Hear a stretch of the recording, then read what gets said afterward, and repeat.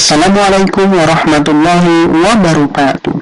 Apa kabar semuanya? Semoga kalian dalam keadaan baik-baik saja. Bersama Pak Teguh dalam pelajaran agama Islam. Hari ini kita akan membahas kisah Nabi Isa alaihi salam. Persiapkan diri kalian dan jangan lupa berdoa. Selamat menyaksikan. Isa ibnu Maryam merupakan seorang nabi terakhir diutus kepada Bani Israel dengan membawa kitab suci Injil. Di dalam Al-Quran, Nabi Isa alaihissalam disebut dengan 4 panggilan, yaitu Isa, Isa putra Maryam, dan Al-Masih. Nabi Isa dilahirkan tanpa ayah. Kelahiran Nabi Isa merupakan mukjizat dari Allah. Jika Allah berkehendak, maka tak seorang pun dapat mencegahnya. Maryam, ibunya Isa, adalah putri Imron, dan Imron sendiri adalah ulama besar pada zamannya di kalangan Bani Israel. Maryam merupakan anak perempuan yang berakhlak mulia. Maryam adalah gadis suci yang senantiasa memelihara kehormatannya. Saat Maryam di dalam kandungan, ayahnya meninggal dunia. Lalu Maryam diasuh oleh pamannya Nabi Zakaria alaihissalam hingga dewasa. Kelahiran Nabi Isa alaihi salam. Suatu hari, ketika Maryam tengah beribadah kepada Allah, seorang pemuda tampan mempesona mendatanginya. Sontak Maryam terkejut, apalagi pemuda itu sangat asing. Karena takut, Maryam lalu berkata kepadanya, "Wahai pemuda, bertakwalah kamu kepada Allah Ta'ala. Takutlah kepadanya dan jauhilah aku."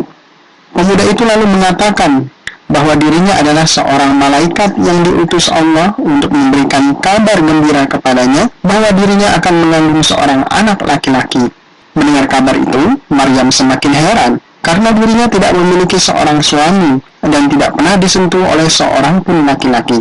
Maka mustahil baginya dapat mengandung seorang anak. Pemuda itu menjelaskan bahwa jika Allah sudah berkehendak, maka tidak ada yang tidak mungkin bagi Allah Ta'ala.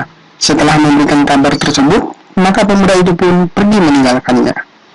Dalam beberapa hari saja, benarlah bahwa Maryam mengandung seorang anak. Saat kandungan Maryam semakin membesar, Maryam pergi meninggalkan tempatnya, dan ia lalu bersandar pada pohon kurma karena sudah tidak tahan dengan sakitnya, lalu akhirnya Maryam melahirkan di sana. Setelah melahirkan, Maryam merasa sangat lapar, maka Allah memerintahkan Maryam untuk menggoyangkan pohon kurma yang menjadi sandarannya. Lalu tiba-tiba berjatuhanlah kurma tersebut. Kurma tersebut manis dan lembut, dan ia pun memakannya. Setelah Maryam berangsur pulih, ia menggendong putranya ke kampung halamannya. Penduduk Baitul Maqdis yang menyadari bahwa ada yang ganjil dengan kedatangan Maryam, lalu mendatanginya. Karena melihat Maryam menggendong seorang bayi, maka beberapa orang dari mereka menghinanya karena ia melahirkan tanpa seorang suami. Maka menurut mereka, Maryam telah berbuat zina, dan mereka ingin mengetahui siapa bapak dari bayi tersebut. Di tengah hinaan dan cacian yang ia dapatkan, Maryam hanya memberikan isyarat kepada mereka dengan menunjukkan telunjuknya kepada bayi tersebut, yang maksudnya, tanyakan saja langsung kepadanya. Maka mereka bertanya penuh keheranan, bagaimana kami akan berbicara dengan anak kecil yang masih dalam gendongan, kata mereka. Tiba-tiba bayi itu pun langsung berkata, "Sesungguhnya aku adalah hamba Allah. Dia memberiku kitab Injil dan dia menjadikanku seorang nabi. Dan dia menjadikanku seorang yang diberkahi dimanapun saja aku berada. Dia memerintahkanku melaksanakan sholat dan menunaikan zakat selama aku hidup dan berbakti kepada ibuku. Dan dia tidak menjadikanku seorang yang sombong lagi celaka dan kesejahteraan dilimpahkan kepadaku pada kelahiranku, pada hari wafatku, dan pada hari aku dibangkitkan kembali." Kenabian Nabi Isa alaihi salam. Nabi Isa alaihi salam diangkat menjadi rasul kepada Bani Israel yang sudah menyimpang dari jalan kebenaran. Mereka telah memutarbalikkan kebenaran. Yang halal dikatakan haram, sebaliknya yang haram dikatakan halal. Mereka menambah dan mengurangi firman Allah sesuai kehendak nafsu mereka.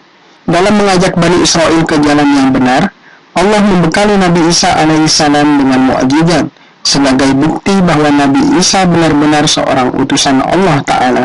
Ketika berdakwah, Nabi Isa mendapatkan banyak rintangan dari para pembesar Bani Israel. Mereka menghina, mengancam, dan menyakiti Nabi Isa alaihissalam agar tidak menyampaikan firman Allah Ta'ala. Namun, keteguhan Nabi Isa dalam berdakwah beberapa kaum Bani Israel yang tertarik mengimani ajaran Nabi Isa alaihissalam. Semakin hari, semakin banyak pengikutnya. Dan pengikut ini dikenal dengan nama Hawariyin, yaitu artinya sahabat setia. Melihat hal demikian, para pemimpin Bani Israel merasa takut kehilangan wibawanya di hadapan rakyatnya. Para pemimpin Bani Israel kemudian memfitnah Nabi Isa alaihissalam dan para pengikutnya akan memberontak kepada penguasa. Mendengar berita tersebut, para pemimpin Romawi merencanakan penangkapan terhadap Nabi Isa dan pengikutnya.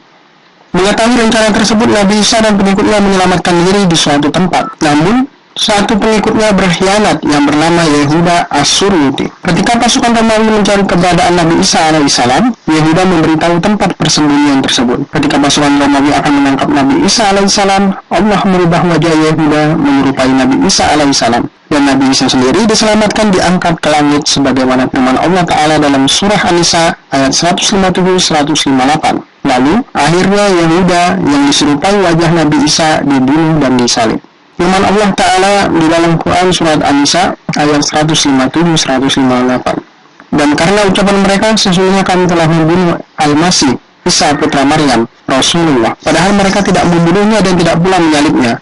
Tetapi yang mereka bunuh ialah orang yang diserupakan kepada Isa bagi mereka. Sesungguhnya orang-orang yang berselisih paham tentang pembunuhan Isa benar-benar dalam keraguan tentang yang dibunuh itu. Mereka tidak mempunyai keyakinan tentang siapa yang dibunuh itu, kecuali mengikuti persangkaan belaka.